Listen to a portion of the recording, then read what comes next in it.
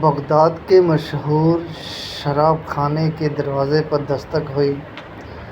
شراب خانے کے مالک نے نشے میں دھت ننگے پاؤں لڑکھڑاتے ہوئے دروازہ کھولا تو اس کے سامنے سادہ لباس میں ایک پروقار شخص کھڑا تھا۔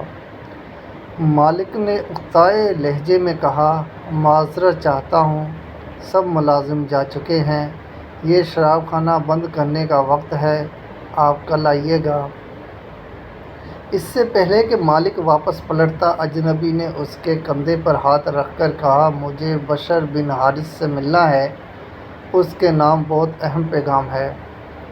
شراب خانے کے مالک نے چونک کر کہا، بولیے، میرا نام ہی بشر بن حارث ہے۔ اجنبی نے بڑی حیرت سے سر سے لے کر پاؤں تک سامنے لڑکھڑاتے ہوئے شخص کو دیکھا اور بولا، کیا آپ ہی بشر بن حارث ہیں؟ مالک نے اکتائے ہوئے لہجے میں کہا، کیوں، کوئی شک؟ اجنبی نے آگے بڑھ کر اس کے ہاتھوں کو بوسہ دیا اور بولا، سنو بشر بن حارث، خالق ارض و سما نے مجھے کہا ہے کہ میرے دوست بشر بن حارث کو میرا سلام عرض کرنا اور کہنا کہ جو عزت تم نے میرے نام کو دی تھی، وہی عزت رہتی دنیا تک تمہارے نام کو ملے گی۔ اتنا سننا تھا کہ بشر بن حارث کی نگاہوں میں وہ منظر گھوم گیا جب ایک دن حسب معمول وہ نشے میں دھت چلا جا رہا تھا کہ اس کی نظر گندگی کے ڈھیر پر پڑے ایک کاغذ پر پڑی جس پہ اسم اللہ لکھا تھا۔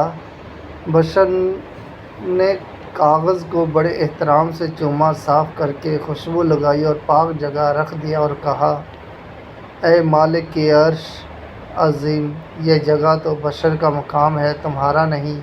بس یہی ادا بشر بن حارث کو بشر حافی رحمۃ اللہ علیہ بنا گئی، وہی بشر حافی جس کے متعلق اپنے وقت کے امام احمد بن حنبل فرمایا کرتے تھے، لوگو، جس اللہ کو احمد بن حنبل مانتا ہے، بشر حافی رحمۃ اللہ علیہ اسے پہچانتا ہے، کوشش کرے کہیں اخبار یا کاغذ کے کسی ٹکڑے پر اللہ پاک یا نبی پاک یا مقدس ہستیوں کا نام نظر آئے تو اسے کسی پاک جگہ پر رکھ دیا کرے۔ حوالہ کتب طبقات صوفیہ کشف المحجوب۔